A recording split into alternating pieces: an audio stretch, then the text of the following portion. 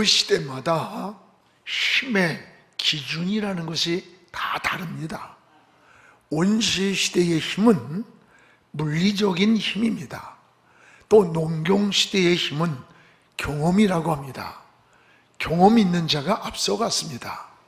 산업 시대의 힘은 기술입니다. 기술이 지배했습니다. 자본 시대의 힘은 바로 경영입니다. 어떻게 상대의 돈을 합법적으로 내게 옮길까? 이것이 경영의 힘이 됩니다. IT 시대의 힘은 정보라고 말합니다. 누가 정보를 빠르고 또 많이 공유할 수 있느냐, 이게 힘의 원천이 됩니다. 그리고 인공지능 시대의 힘은 변화라고 합니다.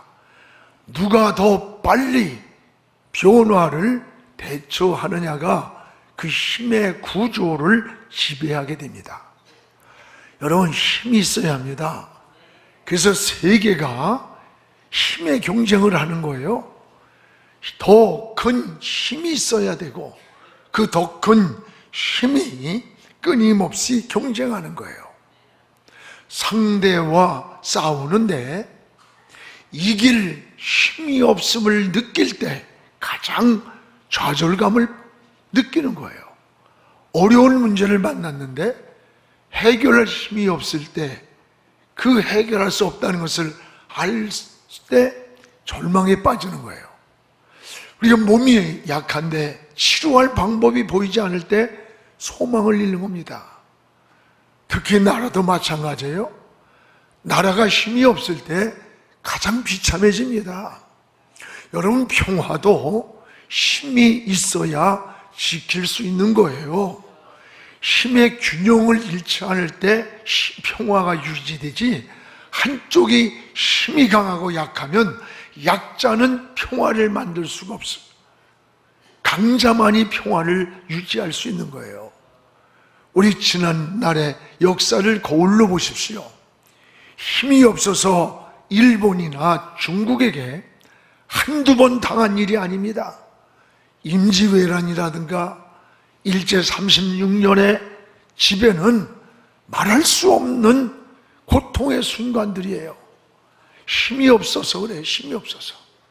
중국은 대국이라고 해서 우리나라가 왕이나 세자를 책봉할 때 당연히 우리가 해야 되는데 중국의 허락을 받아야 되는 거예요.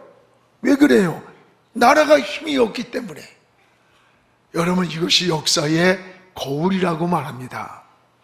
우리는 내 나라, 내 조국을 사랑해야 하고 또 나라를 위해서 기도를 해야 됩니다. 성경의 믿음의 사람들을 보십시오. 그들의 공통점은 나라가 위기에 놓일 때, 어려울 때에 먼저 하나님께 기도한 사람들입니다. 모세가 그러했고, 에스더가 그러했고, 다윗이 그러했고, 다니엘, 엘리야가 그러했습니다. 신앙생활의 가장 큰 힘은 바로 기도하는 일입니다. 그래서 기도만이 인간이 풀 수 없는 문제를 해결했습니다. 기도할 때 어떤 어려운 위기가 역전승이 되었고, 또 하나님이 방패가 되어 주셨고, 또 적들의 눈을 어둡게 해서 승리를 주셨어요. 예수님의 생애를 보십시오. 그 생애의 사역의 출발부터 저 골고다까지 관통하는 키워드가 뭐냐? 기도입니다. 기도가 그 맥을 잡고 가는 거예요. 사역을 시작할 때 40일간을 금식 기도를 하셨고, 또 기적을 행한 후에 홀로 남아서 하나님께 기도를 드리고, 새벽 미명에 한적한 곳에 가서 기도를 하셨고, 때로는 밤이슬을 맞으면서 날이 새도록 아버지 앞에 기도를 드리는 모습을 볼 수가 있습니다. 여러분, 예수님도 기도가 문제의 해답이라고 하셨는데, 연약한 우리가 기도하지 아니하고 어떻게 평안을 유지하고 이 험한 세상, 한치 앞을 모르는 세상을 승리로운 삶을 살아갈 수 있겠어요? 오늘 본문도 힘이 없는 유다의 모습을 그대로 보여주는 비참한 내용입니다. 주변에 아수르라는 나라가 유다를 공격해 왔습니다. 당시 아수르는 굉장한 힘을 가지고 유다 주변국들을 다 점령하는 거예요. 이때 유다 나라의 왕이 누구예요? 히스기야입니다. 오늘 열왕기하 18장과 19장을 읽어보면 힘없는 이 유다 나라의 모습이 처참하게 나타나 있습니다. 여러분, 그 내용이 어느 날 아수르에서 편지를 보냈어요. 예루살렘 성에 있는 유다 백성을 향해 편지를 보냈는데 너무나 오만하고 하나님을 무시하고 유다를 무시하는 내용이에요. 너희가 나약한 히스기야 같은 왕을 의지하지 말아라. 너희가 만약에 항복하지 않으면 우리가 이 성을 점령하는 후에는 너희 입에다가 대소변을 먹이겠다는 거예요. 이런 처절한 현실에서 히스기야가 어떻게 반응을 했는가? 이런 현실에서 히스기야가 어떻게 했는가라고 하는 게 오늘 말씀이에요. 히스기야는 이럴 때 오직 하나님만 의지했습니다. 그리고 날아온 편지를 가지고 성전 위로 올라갔어요. 그리고 하나님께 기도했어요. 이 기도가 역전승을 시켰고 하나님의 역사를 이루었던 사건이 오늘 말씀 안에 있는 거예요. 여러분, 인생을 살다 보면 위기를 만나고 어려운 일을 만날 때 참 많습니다. 때로는 건강도 위기를 만나고 사업도 만나고 진로도 만나고 이런 위기를 만날 때 우린 어떻게 반응해야 되느냐? 오늘 히스기야는 따라합시다. 문제 앞에서 먼저 하나님을 찾았다. 문제 앞에서 먼저 하나님을 찾았습니다. 오늘 14절을 우리 함께 읽겠습니다. 히스기야가 사자의 손에서 편지를 받아보고 여호와의 성전에 올라가서 히스기야가 그 편지를 여호와 앞에 펼쳐놓았다. 히스기야가 저 아수르로부터 날아온 편지를 받아들고 어디로 갔느냐? 문제를 하나님 앞에 펴놓았다 그랬어요. 그래서 오늘 14절에 편지를 받아보고 여호와의 성전으로 올라갔다. 여호와의 성전으로 그 편지를 들고 올라갔다는 거예요. 여러분, 이 편지를 안 보여요. 아수르에서 항복하라. 협박과 유혹과 여러분 회유하는 내용이에요. 이걸 가지고 어디로 갔느냐? 하나님의 성전으로 갔어요. 그리고 성전에서 가서 하나님 앞에 펴놨어요. 왜 성전으로 갔을까? 성전은 하나님이 계신 곳을 말하는 거예요. 성전으로 갔다는 말은 하나님 앞으로 갔다는 뜻이고 하나님께 문제를 펼쳐놓았다는 말씀이에요. 여러분, 성전은 하나님이 계신 하나님의 집이기 때문에 성전으로 갔던 거예요. 그래서 마가복음 11장 17절에도 내 집은 만민이 기도하는 집이다. 아버지의 집 성전은 모든 사람들이 와서 하나님의 얼굴을 찾는 하나님께 기도하는 집이라고 했습니다. 그렇습니다. 오늘 히스기야는 문제를 안고 하나님의 집으로 올라가서 하나님께 기도를 먼저 드렸어봅니다. 사랑하는 여러분, 여러분도 어려운 인생의 문제를 만날 때 어떻게 반응을 합니까? 먼저 성전으로 나와서 하나님 앞에 문제를 펴놓으시기를 바랍니다. 이것이 신앙인의 자세고 믿음의 사람이에요. 오늘 아수르에서 날아온 그 편지의 내용은 뭘까? 오늘 내용은 아수르 왕에게 항복하고 돌아오라는 거예요. 그러면 너희에게 포도주도 줄 것이다. 너희에게 목이 말라 있는 우물물도 마시게 할 것이라고 유혹을 하는 거예요. 그렇지 않고 너희가 만약에 항복하지 않으면 너희 인생을 다 송두리째 죽이고 대소변을 먹이겠다는 거예요. 그러나 항복하면 너희 삶을 보장해 주겠다. 위협을 하고 유혹을 하고. 여러분, 이게 뭐예요? 마귀가 하는 전법과 똑같은 거예요. 너희가 믿는 그 하나님 믿지 마. 그 하나님은 너희를 못 건져줘. 하나님을 비웃는 거예요. 나약한 히스기야인데 이 왕 믿지 마. 한 번에 날아가. 이런 협박과 위협과 또 유혹과 이런 비웃음이에요. 그럼에도 불구하고 유다 나라는 대항할 힘이 없는 거예요. 대항할 힘이 없기 때문에 이들의 유대 민족은 눈물이고 아픔이었던 거예요. 힘없는 히스기야 왕을 의지하지 말라고 하는 이 비웃는 소리에도 하나님이 어디 있느냐고 말해도 싸울 힘이 없는 거예요. 항복하지 않으면 대소변을 먹이겠다고 해도 협박 앞에 아무 말을 못하는 거예요.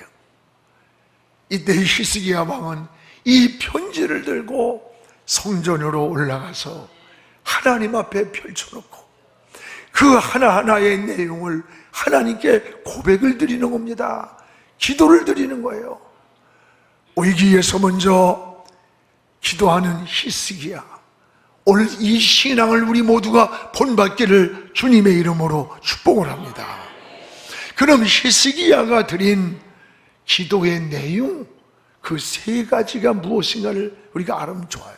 16절에 우리 같이 한번 읽겠습니다. 여호와여, 귀를 기울여 들으소서. 여호와여, 눈을 떠서 보시옵소서. 사내립이 살아계신 하나님을 비방하러 보낸 말을 들으소서. 여호와여, 귀를 기울이소서. 눈을 뜨고 보소서. 사내립 까닭에 하나님을 찾는다는 고백이에요. 이 내용이 뭡니까? 여호와여, 눈으로 보소서. 이건 하나님을 향하여 애타게 하나님을 찾는 모습, 하나님께 기도하는 것을 말하는 거예요. 아수르가 괴롭히는 이 고통에서 건져달라고 하는 호소입니다. 그런데 이 기도 속에는 하나님의 깊은 의미가 있어요.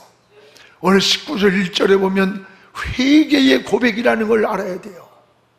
왜 우리가 이렇게 아수르에게 포로가 되고, 왜 저 이방인들에게 하나님이 조롱을 받고 우리가 이런 비참한 자리에 놓였는가? 하나님의 채찍의 몽둥이라는 것을 알아야 되고, 우리가 잘못 살았다는 것을 깨달아야 된다는 거예요. 그래서 19장 1절에 회개를 고백하는 거예요.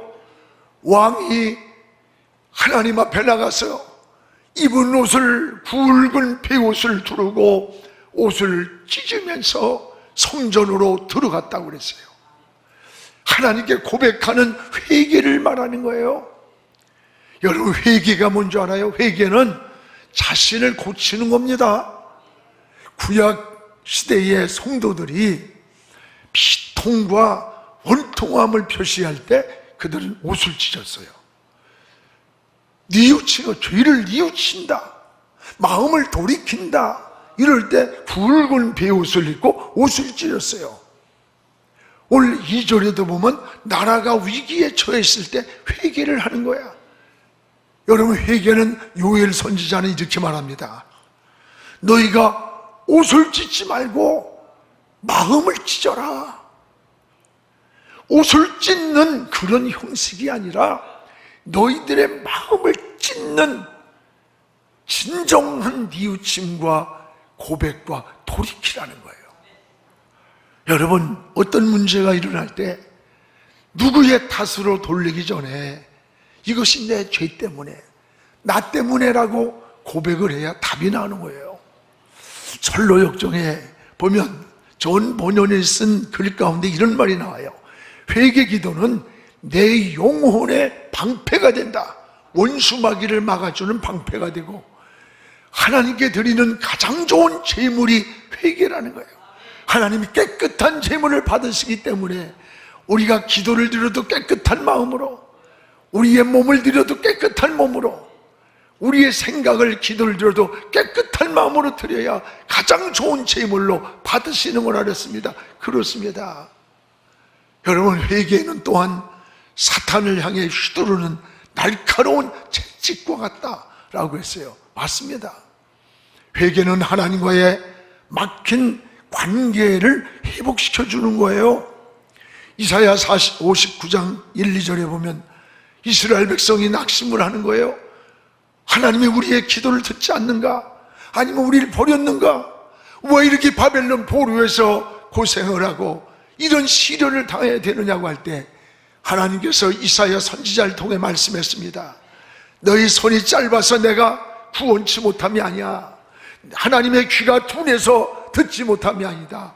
너와 나 사이에 죄악의 담이 가로막혀 있기 때문이다 라고 했어요. 가로막고 있기 때문이라는 거예요. 그렇습니다. 오늘 그리스도인은 날마다 회개의 삶을 살아야 돼. 아침에 샤워를 하고 나갔는데 또 저녁에 들어오면 우리가 원하지 않아도 먼지가 묻어있고 몸이 더러워지세요. 늘 깨끗하게 씻듯이 우리의 영혼을 주님의 보혈로 깨끗하게 씻어야 용이 맑아지는 거예요. 여러분, 그리고 삶이 깨끗해지는 거예요. 또 응답이 빠르고 지혜가 오고 날마다 회개의 삶이 이루어져야 합니다. 영혼을 깨끗이 씻어야 합니다. 이것이 하나님의 은혜인 것입니다. 또 하나, 히스기야의 고백은 뭔지 알아요? 첫 번째는 하나님 앞에 나가 회개를 하는 거예요.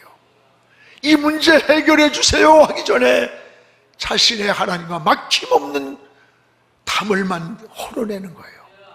두 번째는 여호와여 눈을 떠서 보소서, 눈을 뜨고 보소서. 16절에 아수르 족들이 모욕하는 이 모습을 하나님 보소서. 여러분, 하나님이 무슨 눈이 어두워서 보라고 그럴까? 그건 아닙니다. 아수르 족들이 모욕하는 모습, 나약한 히스기야를 의지하지 말아라. 너희가 믿는 하나님이 어디 있느냐?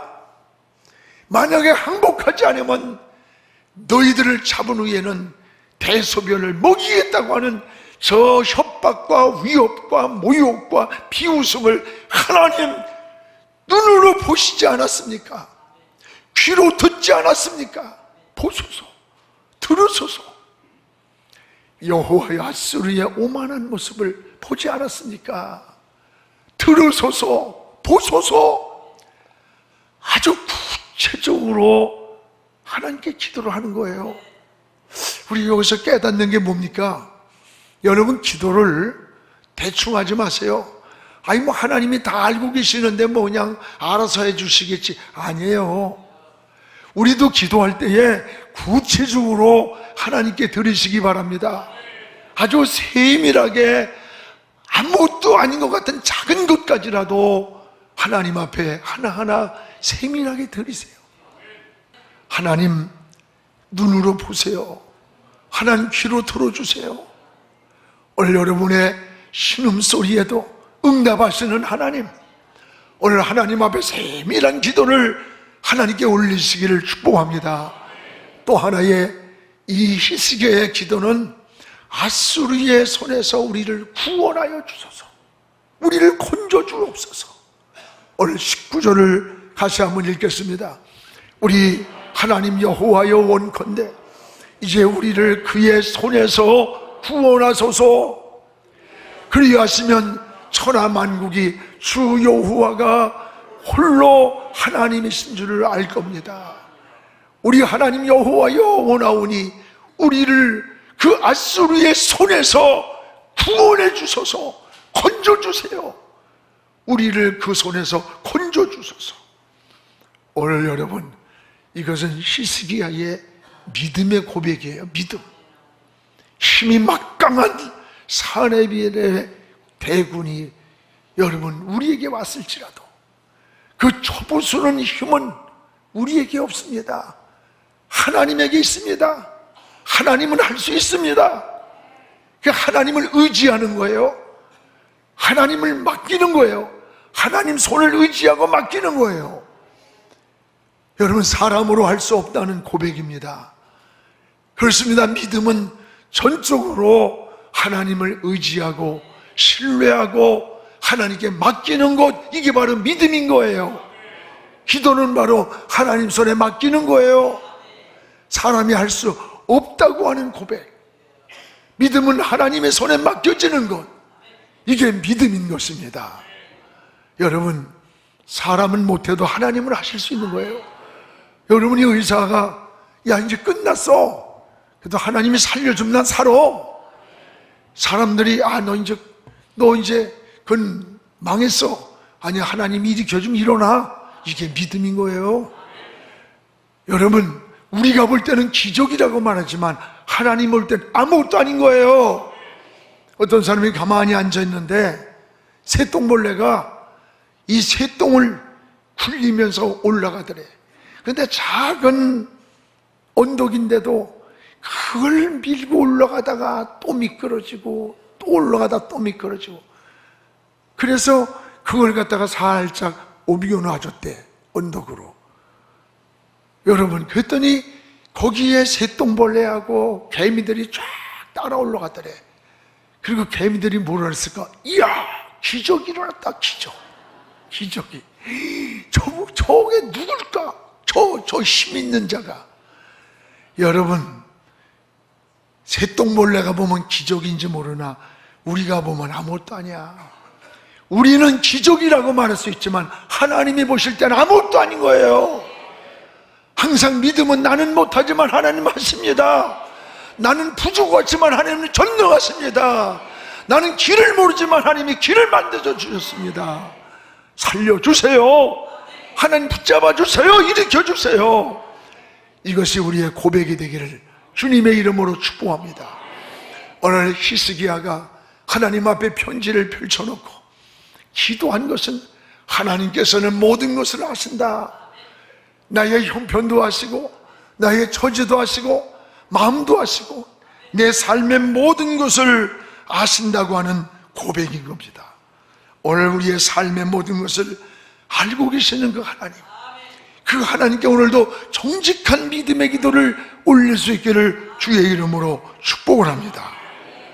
이때 히스기야가 드린 기도의 응답을 보세요. 반드시 기도에는 응답이 있습니다. 오늘 20절에 고난에서 드린 기도를 첫째 들으셨다 그랬어요. 하나님이 들으셨다.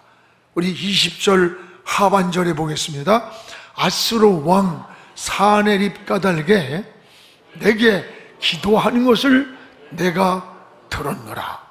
이게 지금 하나님의 성전에 올라가 기도하는 히스기야에게 들려온 하나님의 음성이에요.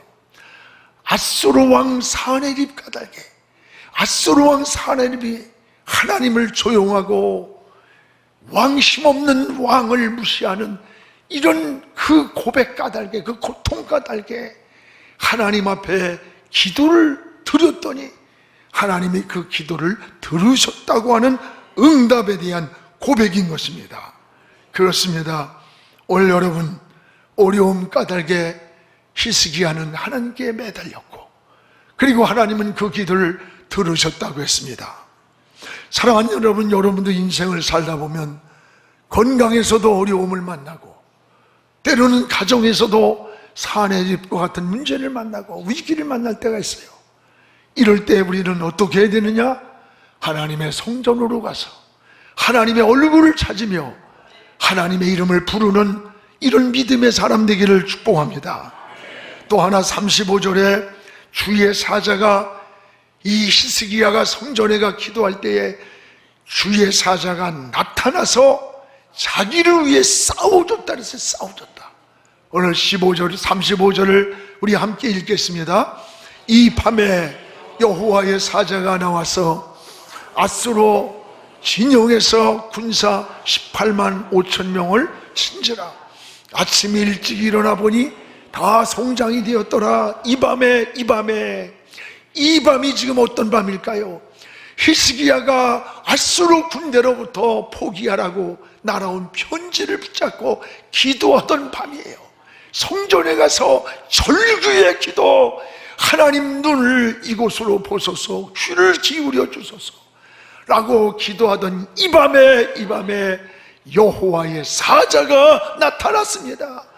여호와의 사자가 나타나서 이 아수르 군대의 진영에서 군사 18만 5천 명을 친지라.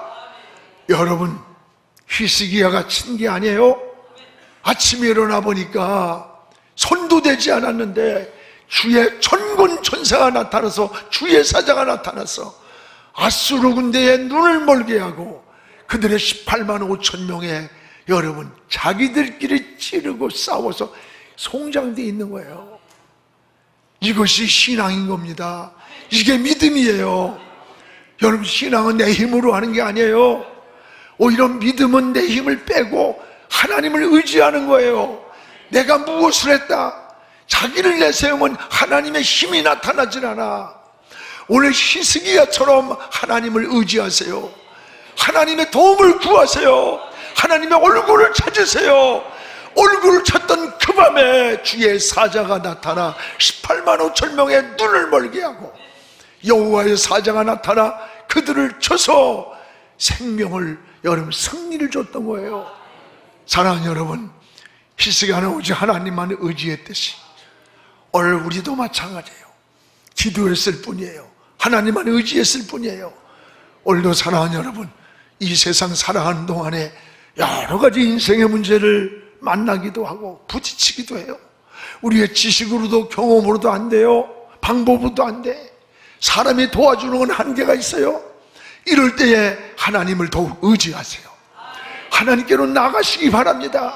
성전으로 나가서 하나님 앞에 인생의 문제를 펼쳐놓으시기 바랍니다. 이게 개인의 문제든 사회 문제든 아니면 우리 민족의 어려운 문제든 하나님이 해결해 주셔야 되는 거예요. 북한의 핵 문제도요, 하나님이 해결해 줘야 돼요. 우리가 할 일은 하나님의 은총을 구하는 전적인 기도의 사람, 믿음의 사람이 되기를 축복하면서 인생의 문제를 만날 때 하나님께로 나아가는 우리 모두가 되기를 주의 이름으로 축원합니다. 지금은 선교 헌금 시간입니다. 이 예배를 통해 삶 가운데 은혜와 회복이 충만하시길 간절히 기도합니다.